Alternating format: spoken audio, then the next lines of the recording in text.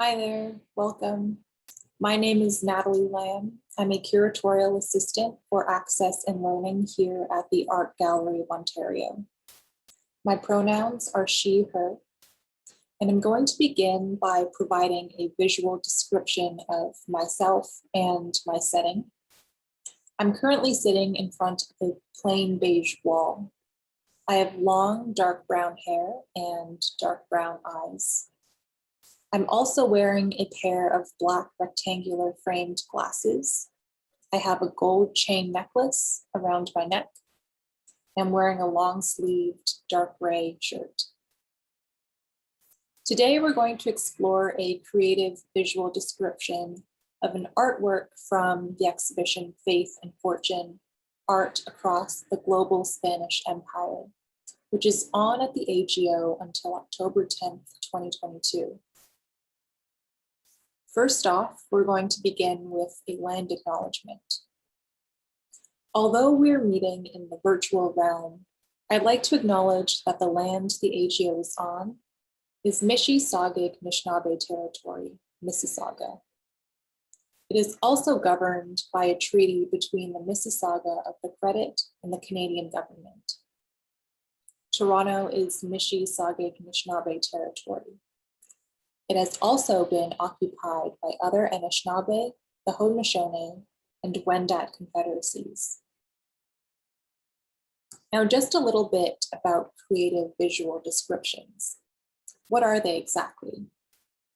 Well, audio description is spoken or written language, either recorded or live, describing visual images or objects, enabling blind and partially sighted audiences to engage and pursue their own journey in theater and film, performance, and visual art. While television and theater use pure audio description, for visual arts, we're lucky that we can take on creative approaches. This involves interpretation combined with description and close looking. This helps account for the subjective nature of visual arts. And so this form of audio description is often called creative visual description. AGO art educators typically include creative visual descriptions in AGO multisensory tours. When describing, they establish an initial sense of the artwork, the overall composition, how the eye is drawn towards different elements, how the artist's materials are used, as well as their effects. All of this in order to form an understanding of the artwork. In the context of a tour, this description process involves a lot of conversation, questions and answers, and accounting for multiple perspectives. Profound descriptions are created with a diversity of people working together to produce them. Now today, I'm going to share a visual description from one of the artworks included in the exhibition Faith and Fortune, Art Across the Global Spanish Empire. This exhibition brings together more than 200 works of art from Latin America, the Philippines, and Spain, made between the years 1492 and 1898. Faith and Fortune offers visitors important insights into the histories of resource extraction, the spread of Christianity, the development of racial categories, and Indigenous resistance to conquest. These 4 centuries of art provide a really unique perspective on the lasting legacies of colonization. Now that we know a little bit more about the exhibition itself, let's dive right into the visual description. We'll start off with the label information. It reads, Luisa Roldán, head of St. Paul, 1692 to 1706, polychrome terracotta, 46 centimeters diameter. This sculpted and painted terracotta disc presents the bloodied, decapitated head of St. Paul. It is propped upright on metal holders and the head is sculpted to stand out significantly from its base. This is referred to as high relief.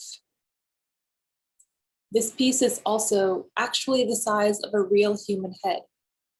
St. Paul here is depicted as a bearded, middle-aged white man with high cheekbones and a strong, straight nose with a slight ridge or bump on top.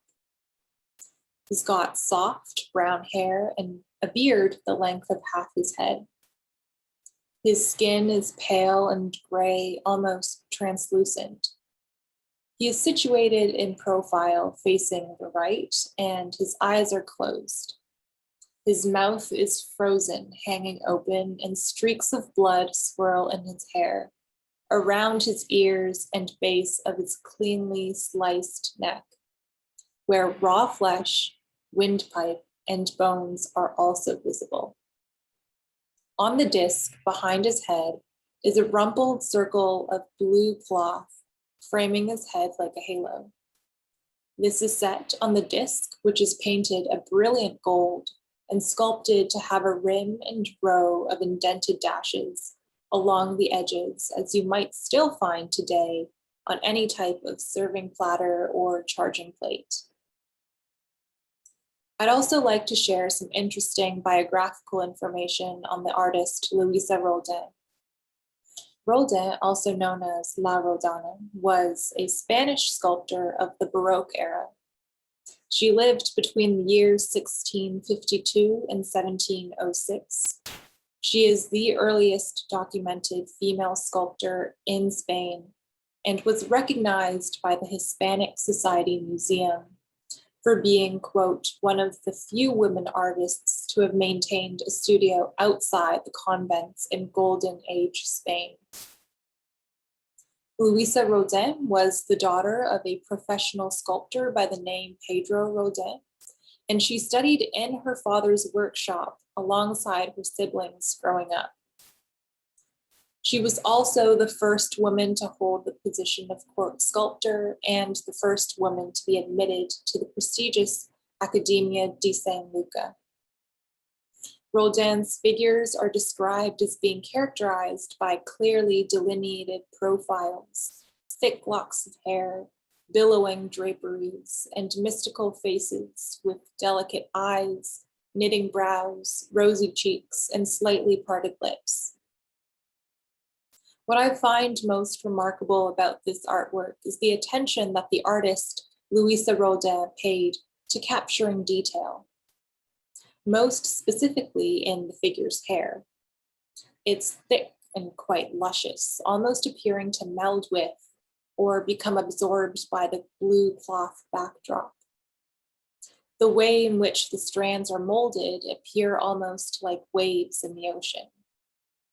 There's a sense of movement in the hair, which guides the eye from the center of the piece to its perimeter.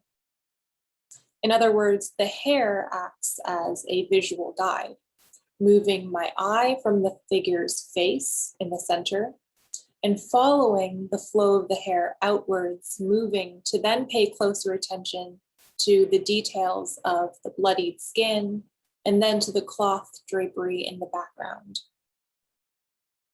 Luisa Roldán also incorporates tinges of the color red throughout the figure of St. Paul's hair, which further emphasizes this very real sense of bloodiness, of humanness, of this decapitated head. This overall sense of rawness is of course coupled with the figure's facial expression, the size of the artwork, all of these elements which illustrate an entirely visceral, very real depiction of a beheaded man. Thank you all for watching and listening. If you found this interesting, I encourage you to check out our other audio descriptions from this exhibition, which are available to listen to on our exhibition webpage. And if there's an artwork that you're particularly fond of, perhaps you can also try to create your own visual description. And if you'd like to share it with us, please do so by including the hashtag #AGOMakes. Thank you and goodbye, everyone.